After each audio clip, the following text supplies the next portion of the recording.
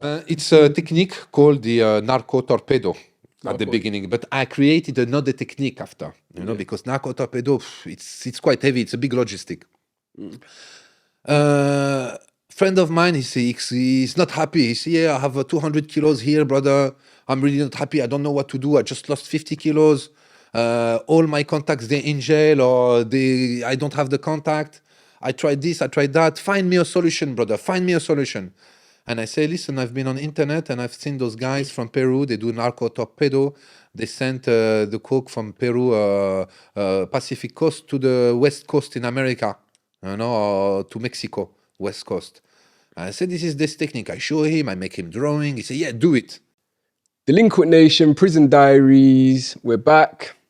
I've got a good friend of mine here. He's the one and only Danny Hell's Kitchen. What's going on, brother? I'm very well. Thank you very much. I'm really, really happy and honored to be invited on your show, bro. I'm honored to get you down here. You come from France, all the way from France. I respect that, man. Yes, I come from France. And I think as well for a lot of the people that are into drugs or started selling drugs when they was younger, this is a very important story to listen to because this guy's an expert, basically. So I would like to say that I'm not here to promote No, the drug business, because drug, we're saying, I don't judge people who does this business, all right? They do whatever they want. But drug is bad. It's a bad thing, yeah. Yeah, it's bad for health, it's bad for society, okay? But I'm just here to say the story. Yeah, exactly. You know? So a lot of people that follow my channel already know I don't promote none of this type of stuff. Cool. But I just think it's important for the people that are still selling drugs, that are probably aspiring to get to the top of the chain. It's not easy.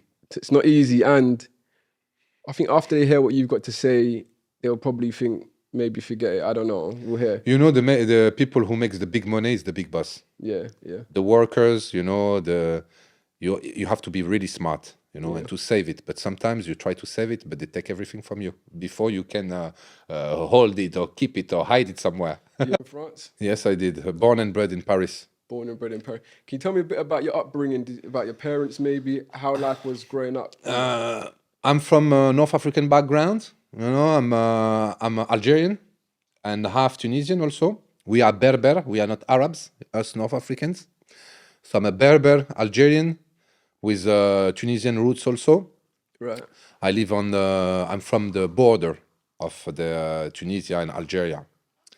And I grown up in the 80s in an area where it was infested by heroin. So when I was young, I didn't know what was the weed. I didn't know what was hashish. I knew what was heroin because in my street, it was full of syringes and lemon and those burned spoons. Yeah. So we knew what was it, And I've seen many deaths overdose on the stairs, I've seen it all. Yeah. So because in my area, it was special heroin trafficking, heroin selling, and a lot of drugs addicts in the street. And yes, it wasn't easy, but you know what? At the end, it was easy because we didn't have food in our fridge, but we were fed with love, the love of our moms. All of us, you, me, him, we know how it is. Yeah. So sometimes, the mom, she doesn't have food to give us back in the 80s, and the only things that she gave us is love, so it fed us. Yeah. So it's a good souvenir, Yeah. I respect that. And myself, I didn't have like the Adidas shoes. I didn't have the Nike. I've seen some friends of mine, they had it because they were hustling in the street. So I started to sell hashish. So I started to sell hashish. So you started on hash? Yeah, I started with hash. Okay. Yeah, I started with hash, and the big guys from my neighborhood, they used to sell heroin, but they used to sell the plaster from the wall, to the junkies. Yes.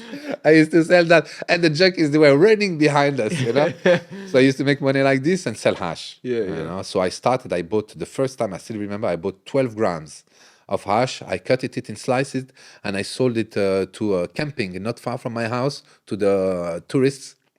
And then after that, I bought straight away 125 grams. And it started like that. So you started with using your own profit to invest back in your own business? Yes, exactly. Okay. Plus, the guys who was giving me, the guy from the neighborhood, so they tell me you can pay later the rest of the money. Consignment. Yeah, consignment. They want you to work. They know that young kids, they are hungry. And I remember because Sorry, before, off the back of that, because right now, there's a bit of debate going on. Yeah. And in England, that happens a lot. A lot of younger people, older people that have a drug line, be like, yeah, you can work, you're broke, let me help you. But a lot of other people see that as grooming. It's called grooming now. And they say, you know, he's 16, 17, he's too young to make these decisions. But a lot of people say, well, I needed help, I needed money. Do you know? So what do you think? No, at this age, you know what you're doing. I have to say, I agree. You want money, man. You know, yeah. the government won't give you the money. Yeah. You know, you can find a little job, but you get £6, £7 an hour. You know, very honestly, you know, you're not going to do much. I've been working since a young age. I started to work at the age of 12. I was working in a market selling fruit and vegetables. You know, and I was saving my money. But on the side also, I was selling some hash. You're saying they helped you, people came and helped you out, you selling hash and... No one helped me. Oh, no one helped I you. took my own decision. I said, today, you know, I want to wear Adidas. Okay. So I went to that guy that I know, that Moroccan guy. I said, give me 125 grams. Okay. And it started like this. I always worked for myself. Even though my friends who were bigger than me, most powerful, they say, no, come to the family, come to the group. You will succeed into a group. Which they're right. Because when you work by yourself, you are like a crafty guy, you know, you work, you know, like artisan, comment on say, crafty guy. So you do not make as much as if you were in a group, in a team. That's for sure, 100%. No, I worked for myself. I was at school. I was selling at school. I was selling, you know, over the phone. I was selling to my friends, you know. So I was doing my little hashish business, you know, just to live. And then I have enough money. I go to Châtelet. It's an area like, you know, I would say Camden Town, you know, area. I buy like a Lacoste tracksuit, some Air Max Nike, you know, some Levi's 501, some jacket, Redskin leather jacket, you know, with nice old school, old school style, you know. And I arrive at home, and my mom, she say, "What is this all you bought for?" It was the franc money, the franc currency. Franc at the time. And I spent for 2,000 franc or something, you know. I say, "What did you find?" I say, "I found them. I found them in the street." And my mom, she's a very honest woman, you know, very honest. My parents, they always been honest. They never steal. They never did anything wrong in their life. And then she when I turned my back, she come and she cut with the scissors the Levi's 501 that I bought. She threw my Air Max, and I get mad at home, and I say, "Okay, I'm gonna buy again." They cannot stop you. I sold weed. Then I started to sell cocaine. I was the first guy who brought cocaine in my neighborhood. The first, you know. And I make them try. All of them, I make them try. I was evil, man. I was evil. It was not cool. It was not cool, but I was a good boy. I went to the school. I had my A level. I went to university also to learn Japanese because I really love the Japanese language, the Japanese culture, and the Japanese girls back in the day. You know? They call it, you know, the gaijin, the foreigner that love Japanese girls. They call them Japasen. So I was a Japasen. And voila, and then I was here, living here in London, doing only shit, to be honest, in and out of prison, getting arrested for some shit. And then one day, some people told me, voila, you should come back. You should come back home. You should come back with us and let's work. You're going to make money. Come back to the family. And I started like this. You went back to France? I got back, to France, and then I travel around. Then I found solutions. Then I met my brain. I told you about the thing. We can talk about it. We're gonna get we'll get to this. And I studied, you know, I tried it, I experimented, you know, till I made it perfect. You know, but when I made it perfect, then the cops came on me. That's when they started coming. All right. So obviously, you've moved to London, you've gone back to France now. I traveled. I was just in France passing by, but I was more in the Caribbean, you know, in Central Asia, because I have relatives in Central Asia also. I have my son, you know, so now I just work, you know, I just want to do good things for him. Of course, to show example and to have him back with me. See, I do everything for my son. God willing. Thank you, brother. So this is my motivation. I hope that all works out for you, bro. Thank you, bro. So you started meeting different when you started going to the Caribbean, and you started meeting different people. Alors, in Caribbean, I will explain exactly how it happened. I was on holiday in Punta Cana, and I was young, I was on holiday in Punta Cana, and I met that beautiful girl, Gigi. I'm not going to tell her full name, Gigi. I met a beautiful girl. I chat her up. We hang out. We become together. She tells me, I say, where you from? She tells me, Bolivia, but I'm half American, half Bolivian. She tells me my dad is American, my mom Bolivian. I say, oh, what? I say, where about in Bolivia? And she tells me I live in Cochabamba. And then in my head, Cochabamba, bim, I see that image of the movie Scarface, yeah. where he comes from, Mr. Sosa, the big trafficant. Yeah. I say, what the fuck, man? I say, your dad is American, you live in... And what does he do? He has a farm and he produces Gouda cheese. Yeah. I say, Gouda cheese in fucking... sorry. In, in bloody Cochabamba. And I say, oh, come with me. I went to see, I went with her there, and she introduced me to people. Then I come back to Europe. I say, okay, there is this, and that. Let's start. People with the money, with the soldiers, because in this game you need a lot of people, to manage this, to manage that. So you need a lot of soldiers, and you have to travel the world also.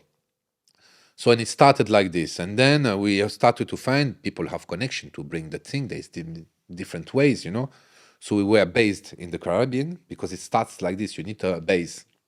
We are based in the Caribbean, and you have to bring the products from the South America, either Peru, Bolivia, not too much Colombia, because nowadays the Colombians, they set up their laboratories in Peru. Okay. Yeah. Because it's really difficult nowadays in Colombia itself, and it's getting very expensive. And also, it's difficult to trust the Colombians. Yeah. That's probably the main In the movies, they say, oh, fucking Colombians. And it's not just those motherfuckers. It's true. Yeah, it's true. Yeah, it's true. I have to say that. But nothing against the Colombians. As a people, we love Colombia. We love the Colombians. But we talk about this field, this industry. Right. Yeah. And so you have your base, you have to bring then the products. The products cannot come sometimes straight from Peru or Bolivia. It has to pass by Panama. Panama, it changed containers, and then it arrives in the Caribbean. And you got to pay for all of that.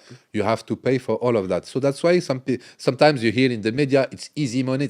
It's not easy money. Yeah. It's true, the coca, when it comes out of the laboratory in the jungle, you pay it more or less $1,000 up to $1,500. Up to, okay? Depend the quality, because the coca, you make it, the real coca, it makes with ether, the alcohol called ether alcohol. Ether alcohol. Yeah. The real one, the pure, real good quality. But ether is very difficult to have it by thousands of liters. Yeah. Okay, so that's why they do it with kerosene and diesel. Oh, no? Actual diesel. Yeah, they do with actual diesel. Is that why sometimes, I'm asking this because back in the days I used to deal with coke and that. Sometimes it smells like petrol. Is that why? This is right. Oh, okay. And people, they say smell kerosene, but they don't even fucking know what is the smell of kerosene. Yeah. But it's true. They do it either with kerosene and the easy way with diesel. Kerosene is not easy. But the best way... Isn't kerosene that thing that people put for the planes? To put to sleep? No, it's not kerosene. It's this one is something else, but it has nothing to do with the coca mix. It's I forgot the name of it. Kerosene is the petrol for the planes. Oh, okay. Kerosene. That's the petrol for the planes. Yeah. But that makes sense because sometimes when you get a certain coke, it does smell like petrol. Do you know what I mean? So that would explain it. It's true. Yeah. And when you use it with ether, it's more pure, it's more, more shiny, more pinky, for example, for some variety of Colombia, pink Colombian or yellowish, pinkish from Peru. Okay. So yes, you have to bring it, for example, for the French, they have to bring it back to their base in, if they cannot send it direct, because when you do drug business, you have to do a straight route from A to B. It doesn't have to stop to C, in the middle, Yeah. Because if it stops in the middle, anything can happen. It can be stolen, dog can pass by, sniff, anything can happen. So it passed by You pay to get it out, from those South American country. It can be up to $3,000, $4,000 per kilo.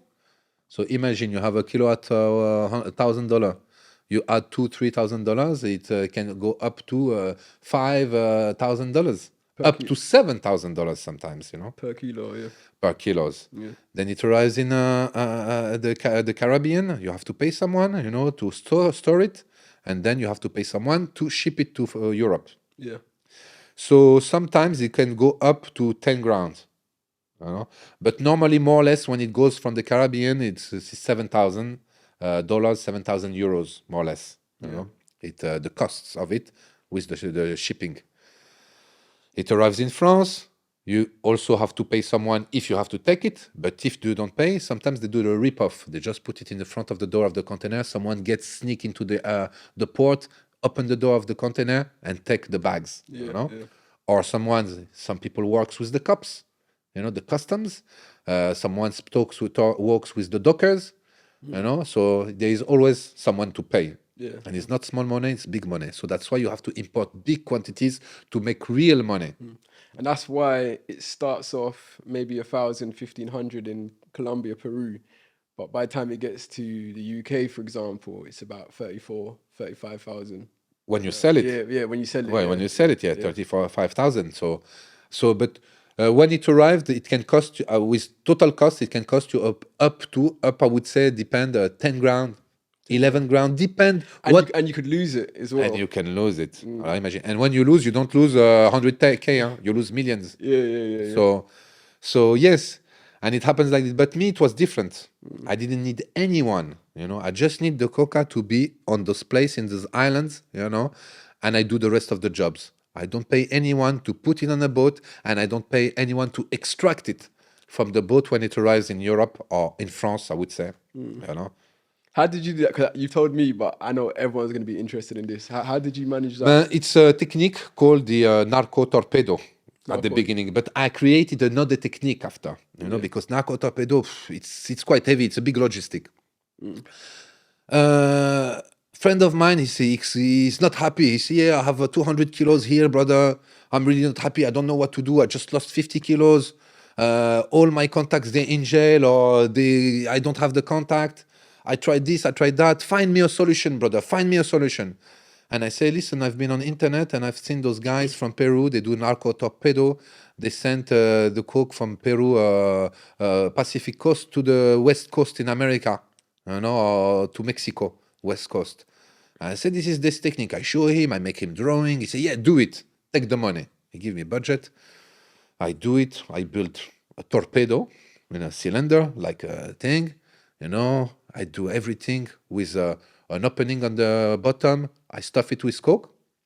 I do a first test, I do tests. I go there. I dive. I'm a diver also. Because diving in a port, people think it's easy, but it's not easy. Because the port is very deep. It can go up to 50, 60 meters, deep water ports. And when you dive very deep in the port, you have the weeds, the seaweeds, they are very long. Like they can make 5 meters, 5 meters, very long. And you have also fishes, big fish, and it's dark. You see it, there's things touching you. You don't know, you're like this. With your with your equipment, you with the bottles. And you're just looking for this torpedo. Just to check, to know what is the process you have to do. You have to check first, to look how it is, how to extract, how to put it. First, I tried with empty torpedo. I tried to attach it under a container boat, and it crossed the Atlantic to Europe. But I find I even lost a torpedo once. It got lost because it wasn't well attached. So after that, we had a discussion with some people. How much did you lose? 40 kilos. 40 kilos. It's more than €1 million. I was going to say how much. More million 150 or something like that. Selling price, selling price. So, but you must have been you must have felt. I don't know. How do you feel about it? I was stressed. I was stressed, to be honest. It was a big operation, because to extract it from the boat in a port of north of France, you need a team, you need people watching, you need cars around, you need to set up a operation, almost a military operation, you know. So and then I have a meeting with the guys. We say we need a solution, another solution. I say, guys, the torpedo itself is very heavy. The torpedo is 1 meter 80 centimeter, 1.80 centimeter, 1 meter 80 centimeter long, large diameter of almost 50 centimeter. Okay, it's made of inox metal. You know, it's very heavy, brother. It's almost 100 kilos, just the torpedo without the load. Without anything in it. Yeah. In the water, everything is not very heavy because the water, you know, you float. Yeah. But you have to calculate the balance. It's very mathematical to calculate the balance, attach it very well. You know, the hydrophysics, you know, like the water has to pass, you know, doesn't stop. And a lot of thinking that goes into I was thinking, and I said, guys, I have another solution. Give me full green card. I go to some companies, you know, on the ports. I know all the ports of Europe. I've been to all the ports. I went inside all the big ports of Europe. Inside, huh? You know, I've been everywhere. I come from the water, even from the land. And I build like a kind of fishnet, very strong fishnet. You know, I build one. I ask a company that build fishnets, cables, special things that they are very strong. You need like a pressure of many tons to break it. I built some cables, a fishnet. Then I buy the product called Super Ever Dry. It's a spray that protect from water. You know, anything. Yeah. I put cocaine in the bag, plastic bag. I seal it, air. I take off the air from it. I pass that product. I put it in the fishnet. I get my cable around me, my bottles. I dive. And you know, people at the beginning say, "No, we need a little boat to dive from the water." I say, "No, we're gonna go from the land. We're gonna start from the land." And around the ports of the Caribbean, the land is full of mangrove. You know, the mangrove. What's that? It's the plants from you know, the plants, water plants, all the roots. You know those roots, mangrove. Like coral. It's not coral. It's mangrove. Is the plants and the trees that grow into the water. You know, you see it, and all the fishes, the crabs, they hide in it. You know, it's called mangrove. Okay. It's the name of it is mangrove, and you have like some serious animals, brother. You know? You have first you have les oursins. You know, les oursins is that round thing with the spikes. You know these things. Oh, pufferfish. Yeah, no, but not pufferfish. That's round, and the spikes, all the spikes is like this. You eat it also. You open it. There's little yellow, orange things. It's called orsins. Okay, I wouldn't know about that. Fish stuff, you know. Yeah, fish stuff. So you can step on it. It goes into your fan, and you have also the crab called sirik. They have how do you say this? The crabs. Pinches. Pinches. Yeah. And it's like razor blades. The claws. It's like razor blades. They can cut you off, man. Oh, fuck it. And many other things, you know. And you have that the mud. When you walk, your legs go still there in the mud, you know. Oh, deep into the mud. Man, it's very dangerous, bro. Yeah. So you go there with all your equipment, the bottle, the bag with 40 kilos in it. You know, you try to get till the limit where you can dive properly. Yeah. You know, and it's nighttime, and you dive into nighttime into a port. You know, it's pitch black, and then you go. You have my little light when I dive really deep into the underneath the container boat, and I have my technique to attach it, but I'm not gonna get into the details. So I attach the things, I leave it there. I wait. I put someone to watch if there is no one else who wants to put another torpedo or something, or someone wants to steal us, you know. So surveillance, and it goes. I follow the boat through an app. The GPS position, you pay for this app. It's a special app, you know, to track the boats. Yeah. They all have a name, number, you know, and you know what time they're going to arrive exactly in the port of destination. You know also what is the speed. You know also if they stop. You know everything about the boat. Yeah. And then I fly back to Europe, and there I prepare operation, and my guys, surveillance, you know, like proper military operation, man. surveillance around, and I dive with my guy to extract the thing. Wow. This is how it is. Wow. You know, this is the way to not pay no one. Yeah. Yeah. Voilà. But it's a lot of work. It's a lot of work. It can pay off if you are serious. It can be difficult, but with practice, when you practice every day something, it becomes easy. Okay. Plus, and voilà. But we got arrested. Oh, did you? We got arrested not too long after. So this is what you went in prison for. This was the big. I was in prison for that first. So I was in prison for that. They catch me. It's a long story, brother. Really, really, really long story and really complicated. You know, they were behind my back. They arrest me, you know, for this narco-torpedo operation. How did they arrest you? How did they know? Was First, how did they know? The people I was working with, you know, because I was kind of independent, you know. I'm a logistician. I'm in charge of the logistic.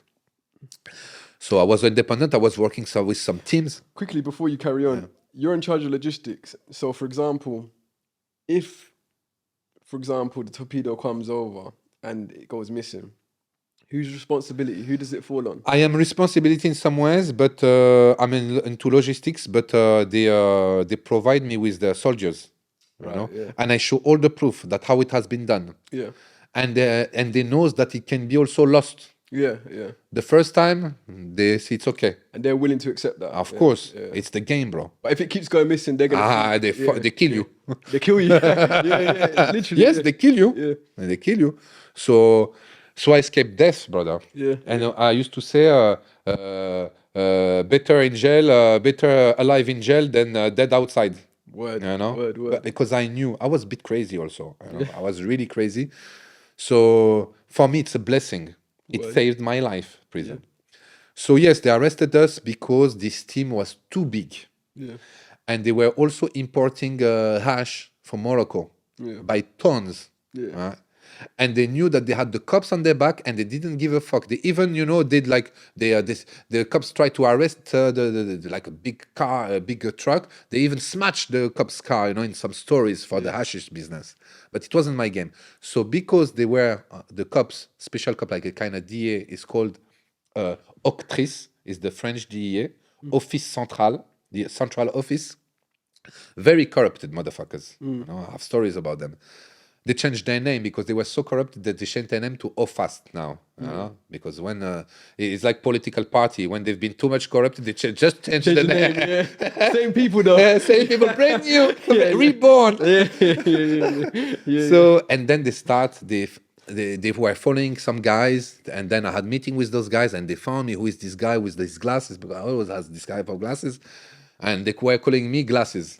They didn't know my name. So they found me, they followed me. I didn't see them, man. You know what? They're professional. And they found me, and they didn't let me go. They followed me everywhere. So they find out that I was in charge for this. So when they arrested me, to my place. They came to my apartment first, but I wasn't in my apartment. This morning, I was very sick. I have a stomachache. I was in the hospital. I went to the hospital at, 5 o'clock in the morning. I finish at 7 o'clock in the morning. I go to my mom's place.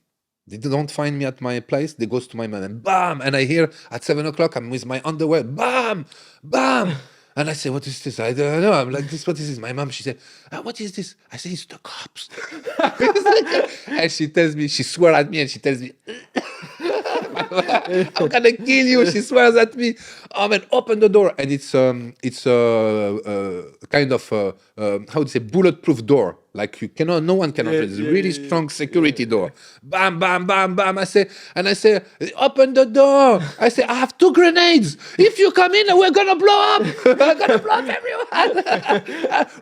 And open the door. And then at the end, I run all over my apartment. I take my laptop, because on my laptop I have everything, you know, how to track everything on my laptop. Small laptop. I have my laptop and I take it. I was looking for my passport everywhere. And I take it, I throw it from the balcony. And it goes from the very high, you know, we live in the tower. And it goes like in a little tiny hole. I was so happy, you know. And I say, okay, good, laptop secured. And I look for my passport everywhere. I don't find it. I say, okay, open the door. Guns on my head. Like this, floor, total. They check everything. They don't find that much. They just find my passport, a little bit of money. They take me. And they tell me to talk. They didn't want me. They didn't propose me any deals. Normally, they propose you deals because they say you are fucked. Okay, many people from your team they are fucked. So I knew they don't. They will not. They didn't propose me nothing. They don't need. They don't need. They don't need anything. We are fucked. They got you guys. And they got us. And I'm 4 months in jail. And I get arrested by those DEA, French DEA. They arrest me again in jail. They come to get me in jail. Wow, they put me in handcuffs. They take me to the central office, not far from the prison. And they tell me, Danny, you are our star. We found your DNA on 100 kilos of cocaine on a boat that coming from the Caribbean that we stopped. Wow. I said, okay, I knew the story. I know exactly the story. I can say that story. Yeah. And you're gonna tell us everything. And what was the story? I was already in the Caribbean, and another guy that I know for a long time, he was crying, Danny, again, another one. Danny, you know what? I have 100 kilos here, brother. I don't know what to do with it. I tried to send 50, it got caught again. Blah, blah, blah, blah, blah. Help me, please. Yeah. I say, I have a solution for you. Buy a car. Okay, and we're gonna hide it in a car, and there's a special boat that does all the Caribbean island, and it goes straight to Europe, all the French Caribbean island, and we are in the last island where the boat comes, and then it goes straight to Europe. But it passed by Holland, and from Holland it arrived to the French port. Really? Okay.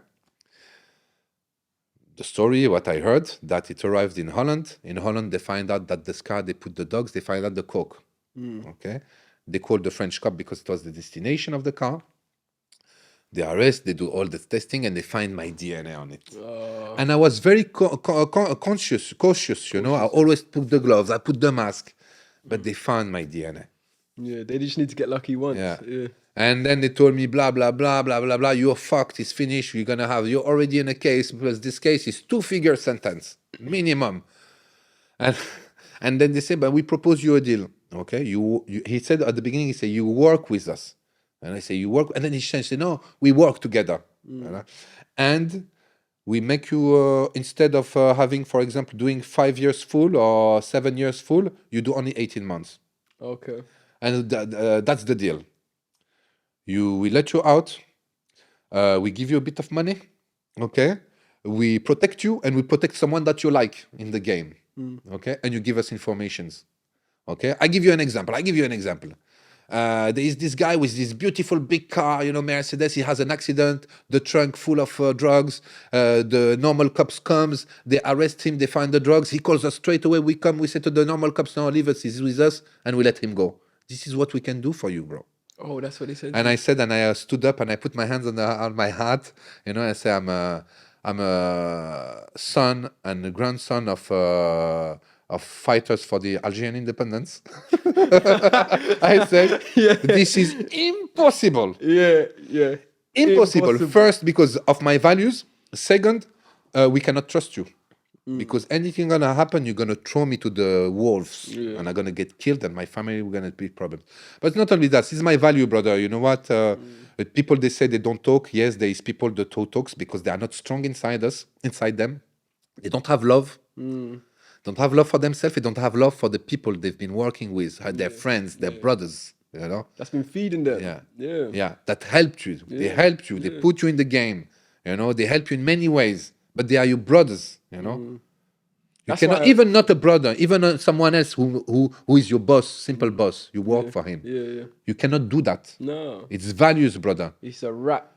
And also, there is people, they cannot stand prison. They don't have this mental power. Because prison, it's easy when you do a certain time, you say, okay, you pass 2-3 years, you say, okay, it starts to be normal. 18 months. You need 18 months to be really, really start to settle. Okay, this is what I say originally. That's 100% true, by the way. 18 months you need. And no, for me, it was impossible. You can give me life. It doesn't matter because I know my guys will help me, will help my family, I will be respected. You understand? I do my time. I say, no, I do my time. I respect that, man. But you know what I told them? I said, okay, I agree with the deal, but you let me go first. Yeah. He say, yeah, yeah. You let me go first. I said, hey, fuck it, man. We had a laugh, you know. Me, you see how I am. I was like this with the cops, you know. We had a laugh, and then I said they find out that it was impossible.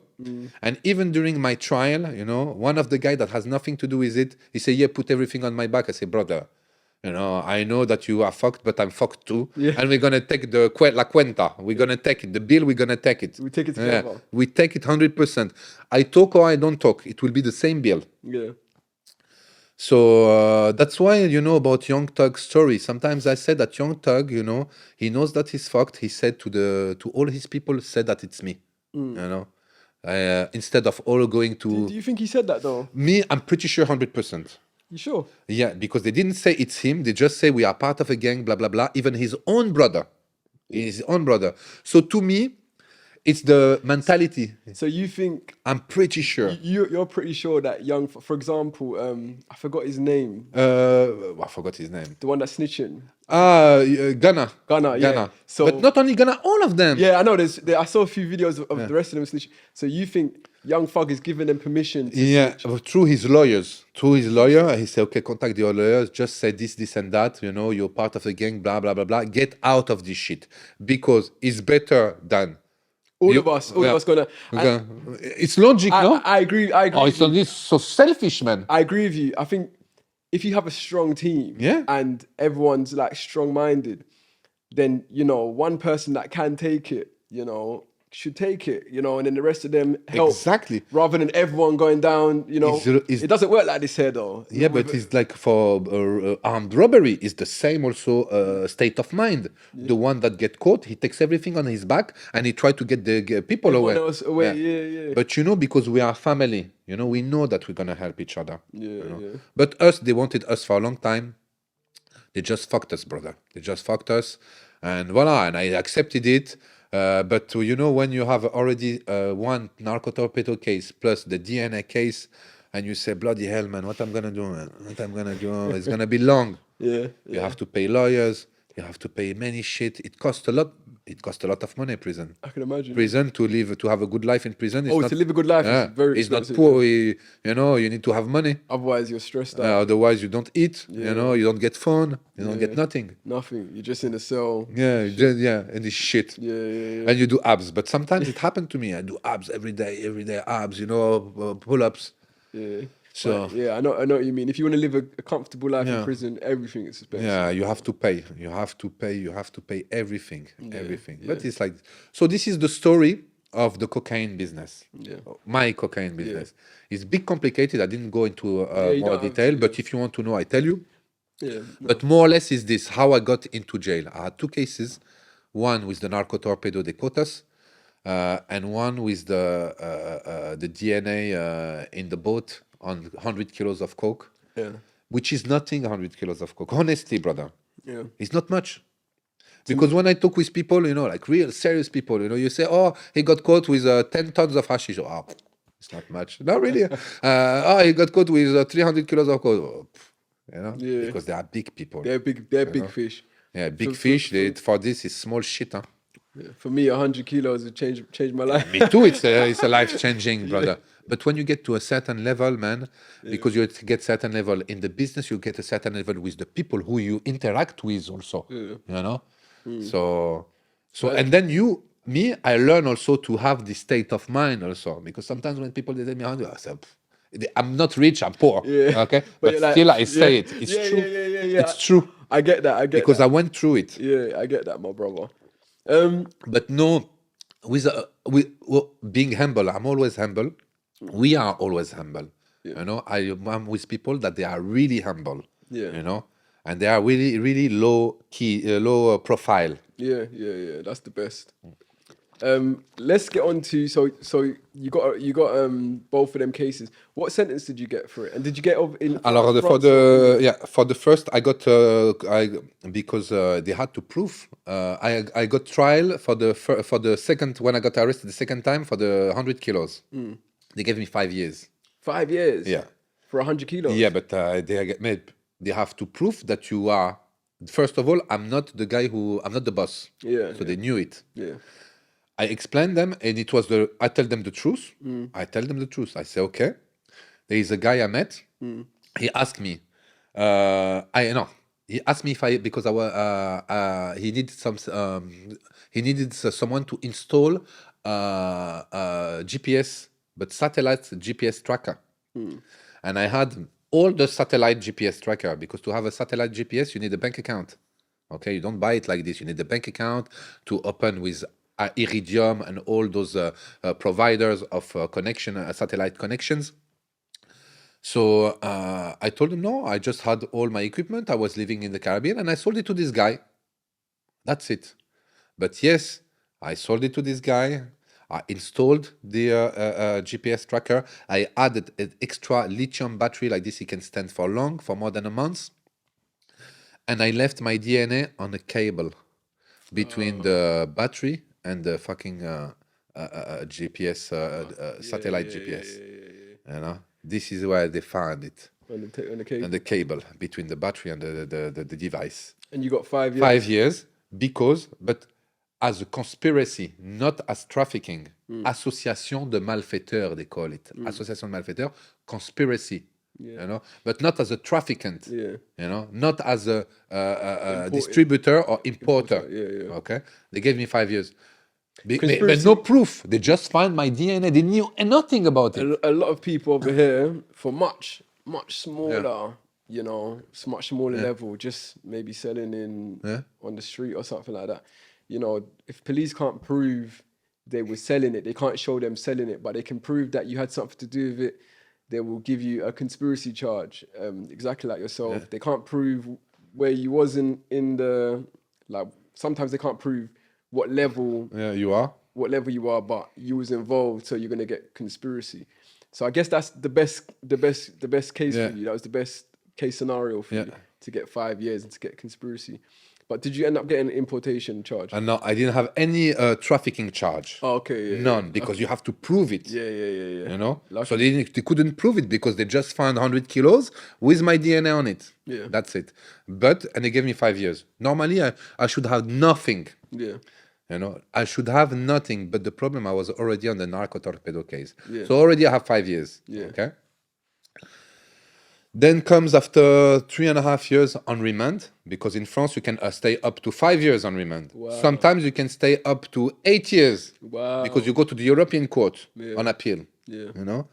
That's crazy. Yeah, that's really crazy, man. 3.5 years on remand, man. It's in your head like this. You wait. Because if you're innocent, then they've taken 3.5 years out of your life. Yeah. And then they will say, okay, make a calculation how much you get a month. For example, if you get 1,500 a month, they make a calculation and they pay you. But long time later. Yeah. You know, so then I have 5 years already. Bon, okay, no problem. And I have the other case, the narco-torpedo. I was in charge of the logistics. They find that it was me. They gave me 7 years. Okay. Why 7 years? Because it's my first drug charge ever. Okay. So they are relaxed. Well, 7 years is a big sentence still, but but out of 7 years, they gave me. I have to do a minimum of 2/3 because normally, you know, you can get out after half your sentence, you know. But I have to do a 2/3 of it. Yeah. So what, like 5 years, 4 years? 4 years and 8 months. Yeah, 4 years and 8 months. But no, it wasn't finished because I've done 7 years full. Yeah. 5 plus 7 is 12. Yeah.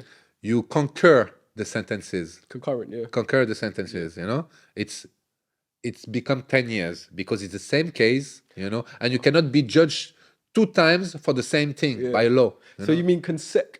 Because over here, it's concurrent is, say, for example, you get 7 years and 5 years. Concurrent is you just get the biggest one. The biggest one, but they didn't give me the biggest one. So they added it together. Yeah, and so that's consecutive. Yeah, yeah, they added it together, but by law, it's a sentence that doesn't have to go over 10 years. So they gave me 10 years straight away. Yeah. And out of 10 years, I appealed, and they dropped it to 8 years. Yeah. But out of 8 years, I did 7 years. Fuck, that's still a long time. Yeah, that's longer time, man. That's basically all of it. I've done all of it. I've done all of it. But bro, during the trial, it was so funny, man. I write quite well in French, you know. I have a good French speaking. Yeah, you have good English. Yeah, good living. Yeah, I lived here, bro. Yeah. And I wrote like, better. My lawyer, they had enough. Please, let me defend myself. So I was talking very well, blah blah blah. I make them laugh, all of them laughing, but at the end, I got la cuenta, I got the bill. Yeah. So I stayed there 3.5 years. I stayed in that equivalent of HMP, It's Government called run. Maison d'Arrêt in France, in Paris. That government run by the government. Yeah, private run. Oh, But private run over here is not HMP. HMP over here is government run. okay. Her Majesty's prison, and then private run is like circle prisons. Like Yeah, but it's for small sentence or waiting for your sentence where I was. This is how it is. It's Maison d'Arrêt. It's for small sentence, And less than 2 years, Yeah. and waiting on remand. Yeah. Okay. And I had enough, man. I don't know. I wasn't depressed, I would say, because I'm never depressed, because I have God.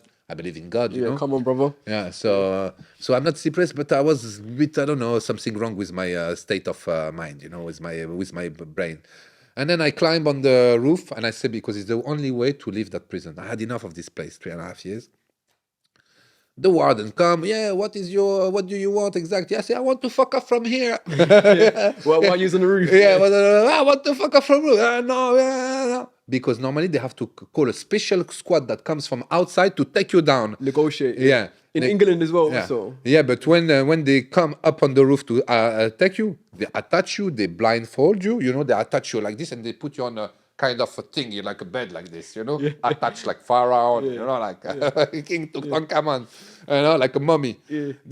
And then they put you down, like, with the rope, like really commandos. and you see when they get you, do they beat you up afterwards? No, this is my negotiation. And I say, hey, and when I go down by myself, I don't want to do the helicopter. You know what is a helicopter? When they attach you like this and they make you walk like this. I don't want to do the helicopter. I want to have my head high. And he said, okay, no problem.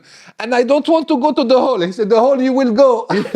No negotiation. You're going there. And then I go down. I don't do the helicopter. And I said to everyone was taking photo videos. Maybe there's videos of me, I don't know. I try to find them. And I said to the guys, you see, I didn't do the helicopter. I didn't do the helicopter. They take me to the hole up there. And it was in July 2018. And it was the heat, brother. It was summer 2019. I remember that, yeah. Man, it was like, and the hole, it was on the roof of the prison. Oh, shit. And there is no windows. They are plastic plexiglass windows. Yeah. And when the sun, on your south side, and the sun, hit the windows, it's like an oven in that little dirty cell. Yeah. And man, I stayed 8 days there. Yeah. And 8 days, it was like I was in hell, brother. Hell. I never felt like this in my life. I thought that my soul was getting out of my body. Yeah. And the 7th days, I woke up at 7 o'clock in the morning, and I see all red around me, and I fall unconscious. Wow. Yeah, they come, the ambulance come, and I'm like this. They do like, all the pressure, blood pressure, everything. They put the thing, and I say, take me to the hospital. And he's a really nice guy. He said, yeah, take me to the hospital. No, he's good. Motherfucker, take me to the hospital. At the end, I stayed 8 days. I stayed 8 days, and then they changed me prison. First, they sent me to a dispatch prison in south of Paris, and then they sent me straight to a region called Meurthe et Moselle, but we call it Meurtre et Moselle, murder and Moselle, because it's a place where there's only murders. Yeah. Murderers, in the prison they say yeah. only murderers. 1 second. What time are we on, Jay? 50. Good. Yeah, good? Yeah, good. Only murderers, but it was good. We had everything. When I arrived, I had the phone straight away. Phone, food, everything was ready. This is in France? Yeah, France. I was really good, man. Open, I can have the keys of my cell, so all day, it's open. And then nighttime, they come and close it, And midday also, they close it. So obviously you're gonna talk about this, but I'm going to ask you some questions about the difference, because you've been in prison in France and England. Yes, I did. So I'm going to ask you soon, but carry on what you're saying, sorry, but I'll ask you soon about the difference between the two. No, first let's talk about, you're right, let's take it that. When I arrived in prison in London, I was at this prison, I'd prefer not to say the name, but it's an old shitty prison here. I didn't stay that long, a few weeks. And I was in shock because they gave me that gray tracksuit, all fucked up. Yeah. They gave me underwear. They gave me socks. They gave me those shoes, like completely fucked up. And I was really in shock, bro. Yeah. Then they sent me to the wing, and they sent me to that wing with only drug addict.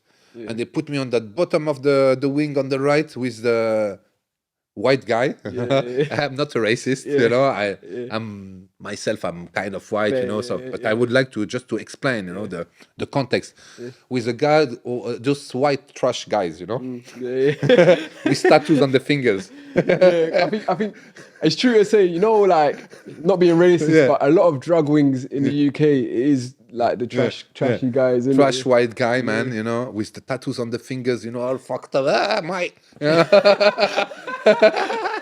Really, bro. I love crack, I know I don't have crack. I like to have a shot of heroin to go down, and he's playing me all this shit that he loves very much. I say, bloody hell, man. Wow. And that day, I remember some guys next to my cell, they say, if a guy dies in your cell, there is a law that you can get out straight away because you had some psychological problem. You remember back in the days when you sell... Sorry, that's true. Back in the days, before 2007. Is it 7? Yeah. So 2006 something. So there was that rule. I think it's called, I forgot the name of the... But it exists, brother. It existed. Bro, shall I tell you why it stopped? I'm not 100% true this, but this is very interesting that you said this because I forgot about this. Back in the days, there was a law. If your cellmate, for example, was to commit suicide and you on remand maybe witnessed someone killing themselves because you're in prison, there's a law in England. It used to be. They've changed it. Yeah, of course they changed it. Yeah, that like, because you've seen that, you're traumatized, they allow you to go home. Yeah.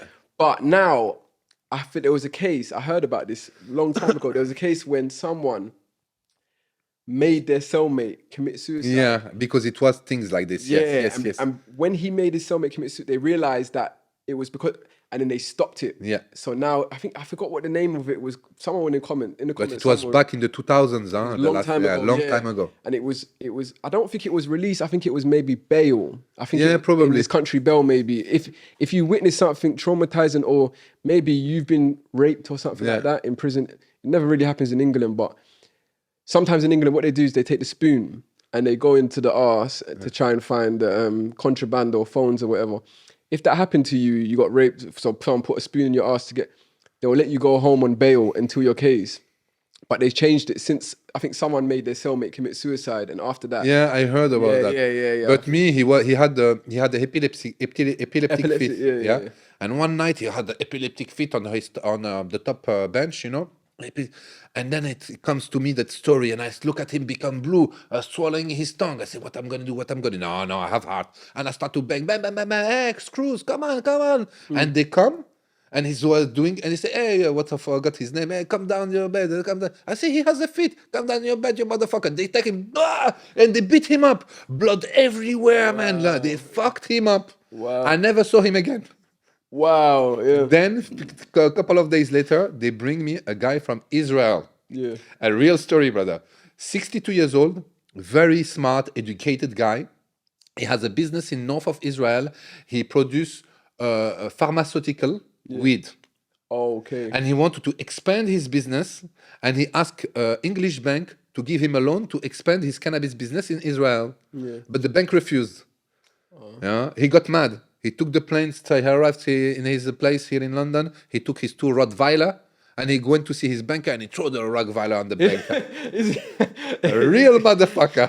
This guy's not... And like a Jewish guy with all the things here, the things like a real Jew, proper Jew, like a religious Jew. Yeah.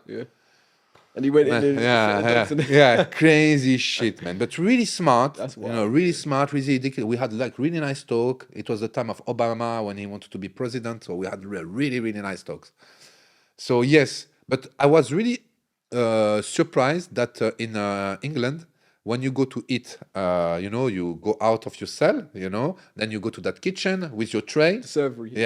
Servery you call it, with your tray, and you choose which one you want. You want veggie, because you're Indian, you can get vegan food. Jewish, you get kosher. Yeah, the Jewish you have, the Muslim you have halal. Yeah. In France, I have to say it, in prison, most of the There's loads of Muslim guys, Yeah. North African, black Muslims, Yeah. North African Muslims, but they don't do halal. There's no, Really? yeah, they don't do halal. So the Muslims have to eat veg. They have to eat veg indeed, or the fish on Friday. Wow. If they cannot canteen, Wow. they have to do that. Otherwise, they eat the fucking meat and they don't care. I'm surprised about that because if it's majority Muslims, Yeah, they don't give a fuck. yeah, okay, yeah. Because in France, they say there's a lot of talks about that. You turn on the news, they always talk about Muslims. They hate Oh, Muslims. they hate Muslims. But why they hate Muslims? Islam, it's the tree that hide the wood, that hide the forest. Yeah. It's the tree that hide the forest of the racism against the North African. Yeah. Because they don't like us. We've been colonized, of course. Big petrol, really nice country. When the French were living in Algeria, they had everything, man. Yeah. Big country, petrol, gold, everything. The beach, the mountain, the food, beautiful sun. Algeria was good for the French, So yes, they don't like us, but they really, especially the Algerians, Moroccans also, Tunisians also, but especially these Algerians, they hate us. But It's really racist against us, brother. I'm telling you the truth, I could, it's crazy around the world, man. But I was thinking, obviously they probably don't give you as much food over there, but over there you can have conjugal visits, innit? Yes, we have like nice visits. So we have three visits a week. When you're on remand. 3 a week. Yeah, for 3 a week. Yeah. When you're on remand, you have 3 visits a week. Wow. Okay, which is good. You are in a little room, really little tiny room. Okay, your visitors come from a door. You come from a door. Well, there is windows. Doesn't matter. You can hide on a corner. And you can do whatever you want. And your family comes always with a kebab. Me, I brought big steaks, kebab. So you can bring food in They because they don't search you. You pass through the metal detector. Wow. If you don't have any metal, you go through. Yeah. Bring your hash, weed, whatever you want. But it's a special day visits because you need to find out. You say, okay, come to visit me on Thursday because this day there's that guard that I'm really good with him. He's on the visit, strip search. Yeah. So when is that guys in the morning? Everyone wants to go have these visits this day. Let you go through, and man, when you see all the guys like this, people get kilos of hash. Yeah, I can imagine. There's hundreds of kilos of hash a year coming in the prison. I can imagine. Kilo of hash is not that big anyways. It's something like this. Something like this. They put it here, You see that. But you can make a lot of money. Yes. I don't know if it's the same in France, but over in England, maybe 28 grams of tobacco, it's about 300-400 pounds. Yeah, I heard about that. But in France, no, you can smoke in the prison. They allow It's you not to a smoke. problem. Yeah. Oh, okay. Because if they don't allow you to smoke, bro, they will burn the prison. I have videos on me. Or like 1 ounce of weed is £800. No, the price of the hash and weed is more expensive, but the price of hash is not really expensive because there is too much, man. Oh, okay, there is too much, but still expensive, but not that much. Not that expensive. But there is a lot of drugs into the prison. Can I ask you something quickly as well? Just quickly. We've got something over here called spice. Yeah, no, we don't do synthetic cannabis. We don't do spice. We heard about it, but really no. No, because there is too much hash. Yeah. I think so. When I was in prison, sorry to cut you, brother. No problem. It's a very interesting conversation we're having. When I was in prison, a lot of the officers, the govs, the screws, they were saying to me, I prefer it back in the days when it was just weed. Yeah. They don't mind the weed, but the spice, they hate it. Yeah, because I've seen videos, man, of the spice head. Exactly. And I think because in France, there's still a lot of weed. There's still a lot of weed there. They're allowing you to smoke. That's why they're not. Because in England, it's easier to spray the spice on paper and get into prison. Yeah. And then it's easier to do that than to get the weed in because of the dogs and. In France it's easy because you go through the visits. It's easy. You put it here. Sorry, you put it on between your ass. You squeeze your ass, not inside the ass, but just between your cheeks, and you walk.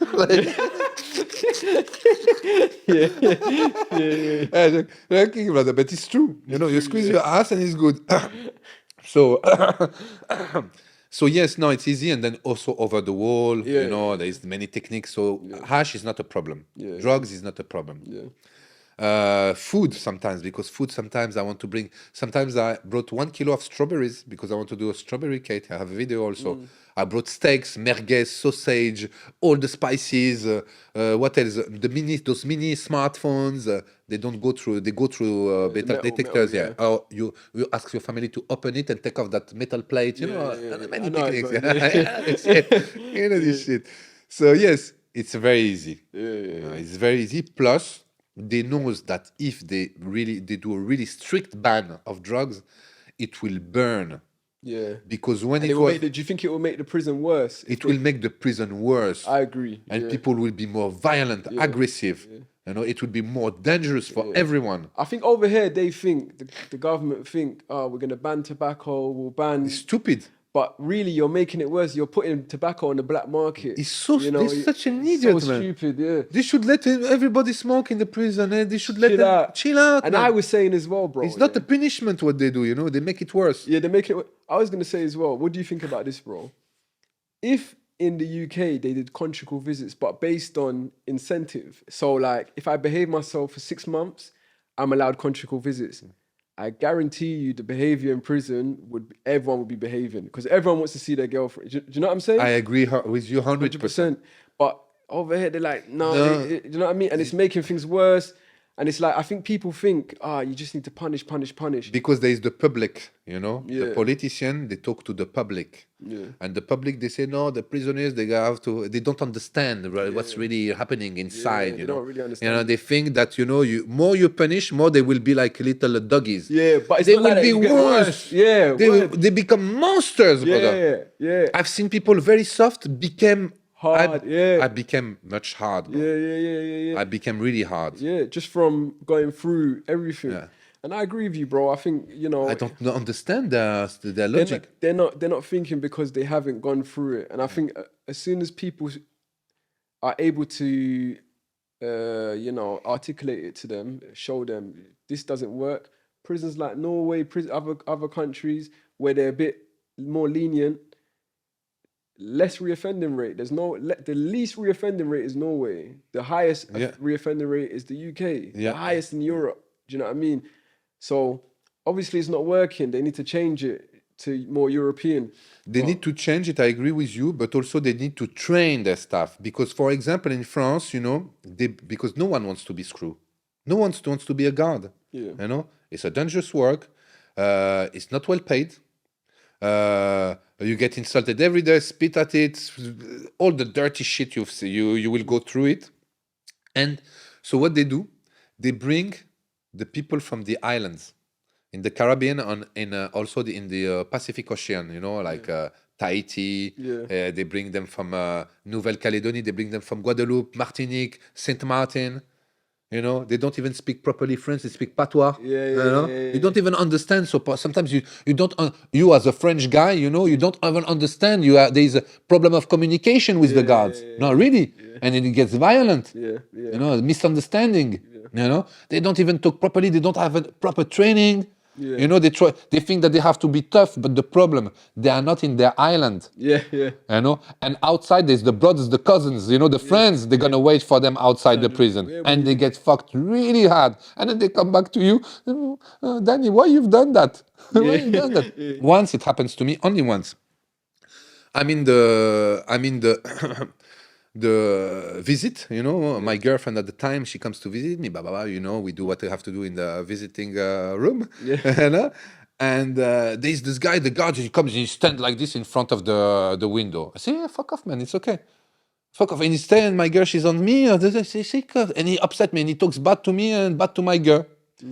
I didn't say anything, I was really upset. I arrived in my cell, and I was with the cellmate, really nice guy, young lad, but dangerous guy. We call him Gattuso. Really, really good guy. I say, hey, Danny, what's going on? You seem upset. I say, no, Gattuso, it's okay, man.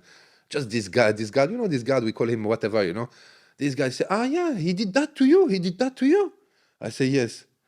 2 days later, the guard comes and say, "Why did you send some people, outside? Why did you send?" And I was surprised. I didn't know. This was my cellmate. He didn't feel good for me. He called his brothers and his cousins and his friends, that live just in front of the prison. Say, "Go and fuck him up." Yeah. Respect, man. So many guys. I have guys, that they did the guards and even the warden didn't respect him. He burned all the cars in the parkings of the guards. Yeah, that's happened over here as well. It happens really often, because there's really big gangsters. Yeah. You cannot mess with them. With the top gang, it happens in England as well. Like when they have argument with officers, they'll just send someone to the car park and they'll burn up all They the cars. burn everything. They threaten them. And say they'll argue with the officers and say, "Look, listen, I'm gonna get my way. If I don't get my way, do you know what I'm saying?" And then the officers are, because they're no training, they're very scared. You know. Yeah, and when they arrived in prison, when they do this induction, they sit with the head of the security and they say, "Okay, man, don't come to give me headaches, okay? Don't make me problems, and I give you my word of honor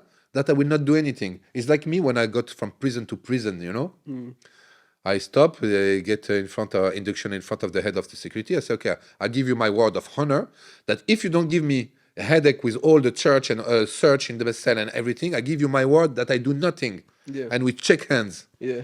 And they don't come. Yeah. But you have to be also nice with the guards. You have to be nice with the people who are the sergeant, the lieutenants. Yeah. You have to be nice. When you're nice with them, you talk. They don't give you a headache. Yeah. It's negotiation. It's the game, innit? You have to play the game. You have to play the game. At the beginning, I played the tough guy. No, I don't respect the guys. But at the certain point, you understand that if you don't have, or you want to have a good jail time, be good with the authority. Negotiate with them. Talk well with them. Yeah. Respect them. Oui, monsieur. C'est bien, monsieur. Parfait, monsieur. Thank you, monsieur. Yeah. And they will be nice to you. That's the same over here as well. They will not come to you. And if they come, sometimes, they like me very much. I'm a very cool guy, as you say, very relaxed, chill.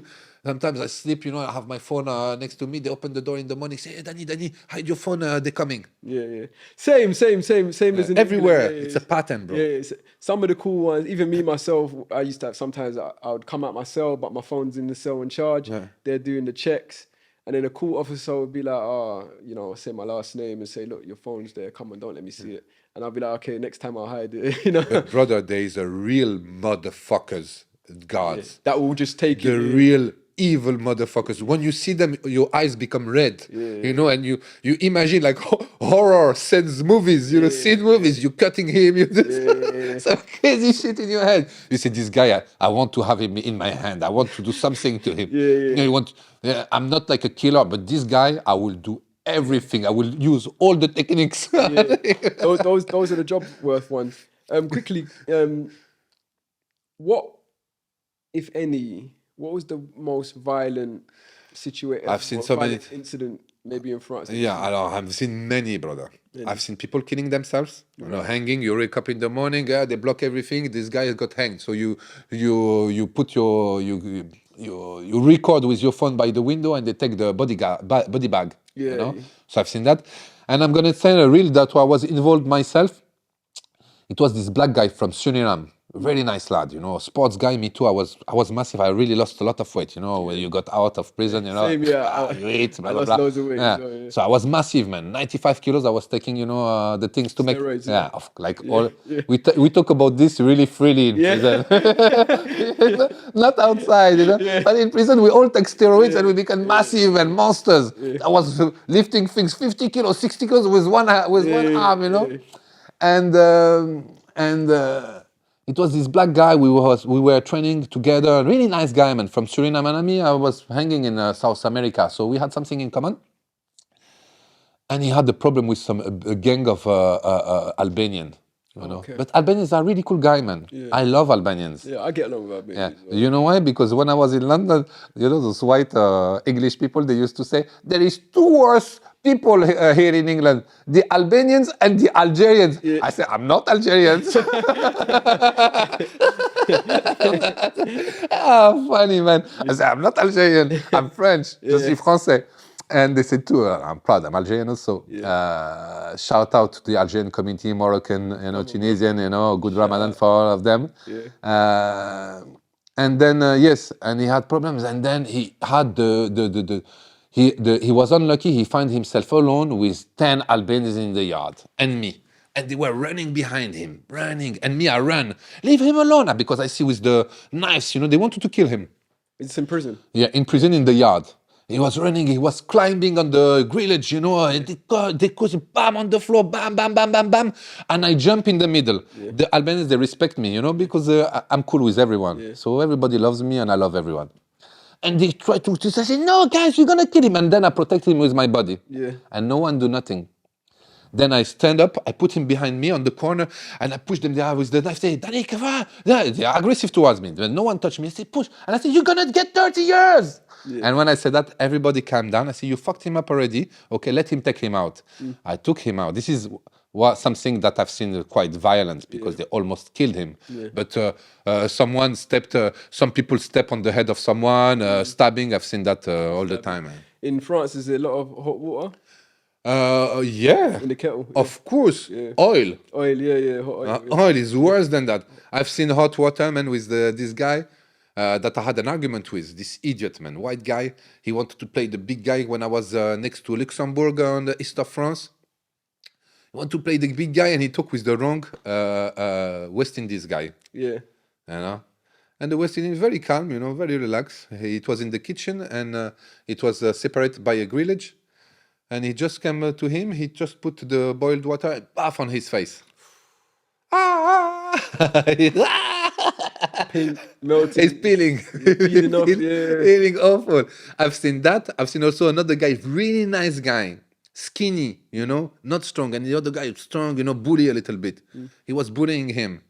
And he's a crazy guy, this skinny guy. The skinnies are the most dangerous. I know. The most dangerous, but I don't fuck with them, If you think he's skinny, in prison, when you're skinny, you have to do a lot more, you can't use your fist really, You have to kill, man. Yeah. You have to do some really crazy shit. So he wake up in the morning.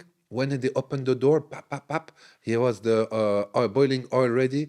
He just opened the door of the bully guy just in front of him. He just come in front of him, and he was just laying down. Say, what do you do? He told him, what do you do? He said, okay, off. He burned him. And this pussy, the bully, the pussy, he complained, he could, cops, judge, police. Snitched. Yes, he snitched. Wow. Because that it's full of snitch in prison, brother. Yeah. It's full of snitch. Yeah. Agreed, They talk with the warden, with the lieutenant, That's why you can't tell everyone where your phone is. to get privilege. Yeah, you can to get privileges. And you know with who you hang with. And some people are on big cases, big time, and they start snitching to get easier time in jail. I've heard of it, man. Trust me. Yeah, but man, we know at the end because it's very small. Everybody knows everything, and then after you're fucked, you cannot get out of your cell. Yeah, no. There's people they cannot get out of the cell. Yeah. What would you say was your proudest moment in prison? Did you have a time where you changed your mind? Alors, I'm gonna tell you something, brother.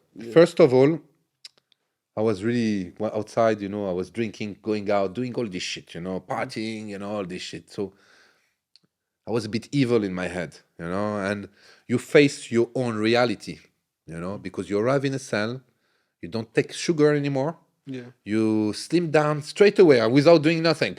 All the fat goes, first of all. You start to do push-ups, press-ups, pull-ups, press-ups. And you have a lot of time to think, and you look at yourself, how you are, how you were, how you was, and you face your own reality, and you say, I was this motherfucker. I was like this. You get disgusted about yourself. Yeah. This is the first thing, the first step.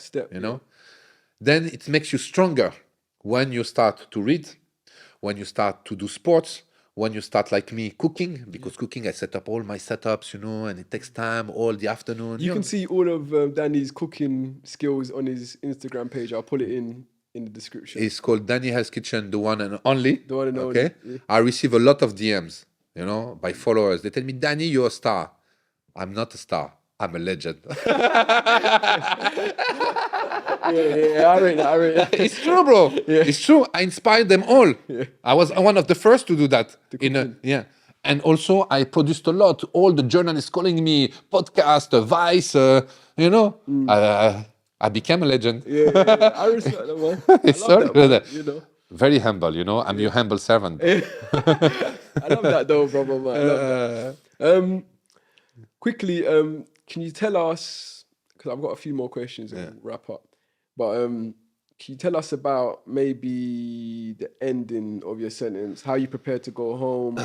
Did you think you was going to get back into drugs? I didn't prepare anything to go home. You know, I knew that I will do my full time. Yeah.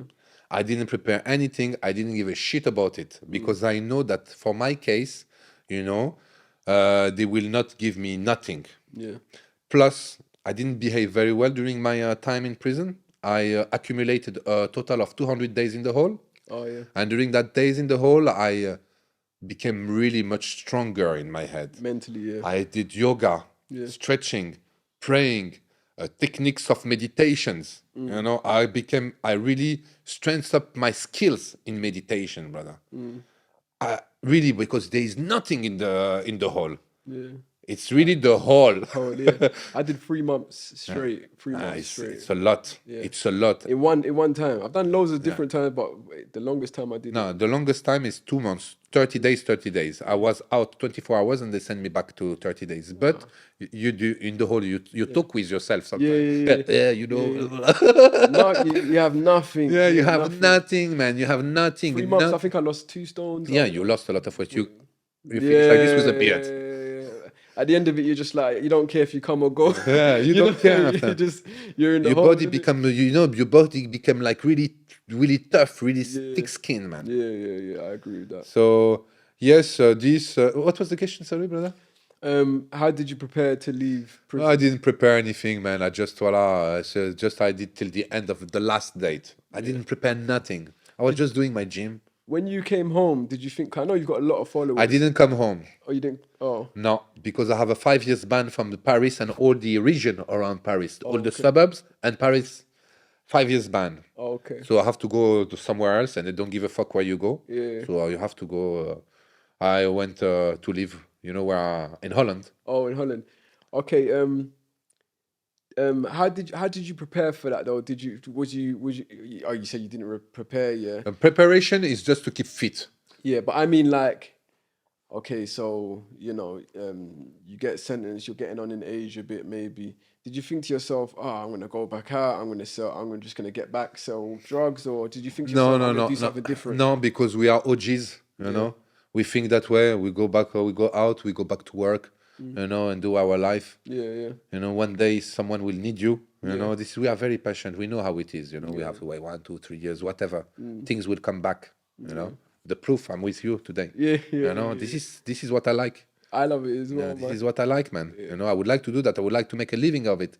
I had a little break of it because I was sick. I had accident. I was sick. I went through a lot. You know, my body, you know, didn't take it outside. You know, really. And no, normal, you know, cool. I just work, you know, pay my thing. I bought my little motorbike. I have my apartment. I'm cool. I have my girlfriend. Yeah, that makes you happy. Am I happy? I'm in the middle. Maybe not right now, but you know, I'm in the middle, brother. I'm not unhappy. I'm not happy. I agree with you because if you know, to answer that question, if I was to answer that question, I'd say, you know, I've been out of prison 2 years now. I'm doing this. I'm also working in TV. Everything is kind of going all right. I've got a family.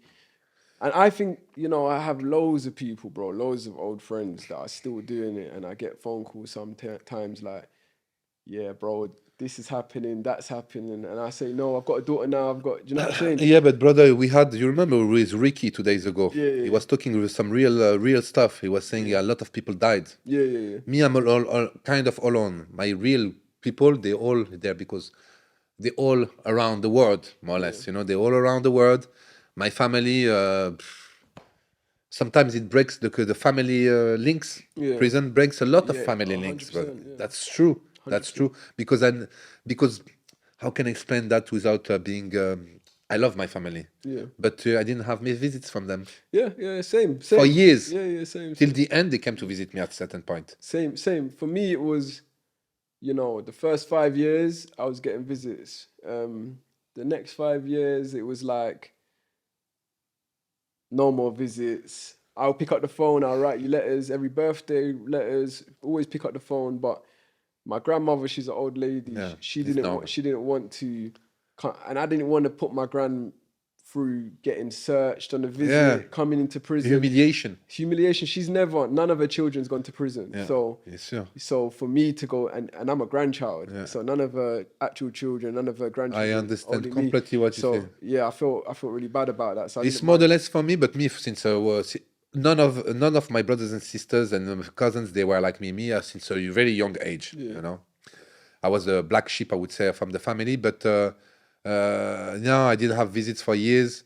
But I had girls visiting me, especially girls are always good, but the girls from internet. You know, you go on the internet app, you put a nice pictures of you on holiday, whatever. Then you lie, you say I'm not in jail, and then at the end you say I'm in jail. But they like it. Yeah, it's too late. And they come to visit you. I had a girl, she came to visit me for 2.5 years, 3 times a week, and do everything for me. But in exchange, I helped her very much. I helped her to settle down like a beautiful girl, man. If I tell you beautiful, like really bimbo, a bomb. And for her, we said they're thick. thick. She was thick. Thick She was over thick. here. Yeah, she was thick. She was nice, like Italian girl. You know. But at the end, she wanted to make me jealous, and I was telling her, you know what? I have my mom, I have my dad, I have my son. He's on the other side of the world. You know, I cannot think about you giving me a headache. Go and get with other guys, make a video. Okay, like a sex tape, send it to me, and I will on you guys. She got mad when I told her this. All of them, I tell them, it's true. I'm not jealous anymore. I'm too old for this. I understand. You know, I have my son. He's my priority. He's my love. I love him very much. I agree. You know, so I have my son. He's all about him. I try to work. I try to be honest. And voila, and I would like to reconnect with him. This is all I'm thinking about at the moment. And I have my mom. My mom, she's okay, but voilà quoi. C'est okay, brother. Lastly, what are you doing now, brother? I know what you're doing now, but let everyone know what honestly, you're doing now. I work in a warehouse. You know, I lift stuff, bam, bam, bam, bam, all day. This is what pays me. What pays for my driving? What pays for my apartment rent, what pays for my little stuff, my living. So I work like everyone. I get my salary every week. So for the time being, I do that. But what about your Hell's Kitchen? Hell's Kitchen. I explain you, brother. I don't want to be the guy with the grudge, having a grudge, you know, having hate on me. I don't have hate. When I got out, a lot of producers, advert companies, big companies, they contacted me. They sent me the guys. Yeah, I would like to talk to you, blah, blah, blah, maybe make a project, but they wanted to suck my ideas. Yeah, use your ideas, Because all these companies, they need people with ideas, you know, and to take my ideas. They didn't propose me shit. And then I tell them, maybe I become very rude, brother. You call me one day, invitation, and then there is no, say, what the fuck, man? I come, I move my ass, there. The big boss don't even come. And I talk only with big boss. It's true, bro. You know, I talk only with the big boss. The big boss come, he send me his kid. What do you propose? Allez, fuck off. Al Jazeera also. I done AJ Plus with those 2 bitches. They came to my house. I gave them the Tiny Hell's Kitchen merchandising. You know, t-shirt. You're my brother. It's different. Thank you, my bro. And they gave me this. They shoot in my place. They eat my food. They were laying down on my sofa. You know, and they never show the thing on their fucking platform. You know, never. 6 months after, I say, what the fuck? I say, yeah, no, we've been late. I say, fuck off. I don't want anything with you. Then they wanted me to to put them in contact with people in jail. Yeah, they just wanted to take your. So fuck AJ plus Al Jazeera, and I'm very disappointed that the Arabs fucked me that way. I'm an Arab also because I'm Algerian, but it's true, brother. I was very like, and I contacted them in Al Jazeera. I contact Al Jazeera in fucking Qatar. I sent hundreds of emails, and no one answered to me. No one. But if I see a Al Jazeera team, you know, shooting something in the street, I will fuck you up. And believe me, I will. I will take the motherfucking camera, and I don't care about the consequences. No, it's true. You know, and if it's come, bam, slap in his face. And then we were fighting, you know, like this, like kids in the street. And the camera smash it on the floor and take me to jail. I don't give a shit. Danny, my brother. Yeah. Thank you so much for coming down. Man, thank you for inviting me. I've had such a good time, man. Yeah. Always, brother. Always. Cool and relaxed. We're already doing different work, and we're going to carry on doing work. And hopefully, you know, your episode is well received. Yeah. I'm going to add his details in the description box. You should see all his Instagram, all his details and how to find him. And yeah, you can check him out. Do you want to say something? Yeah, I will say something. If you have any troubles with justice in Holland, contact the best lawyer of the Netherlands, Jeffrey Jordan from Den Haag, The Hague. Okay? Any problem. He's the best of all the lawyers in the Netherlands. Jeffrey Jordan, numero uno. Respect. Yeah. Delinquent Nation, Prison Diaries. We're out.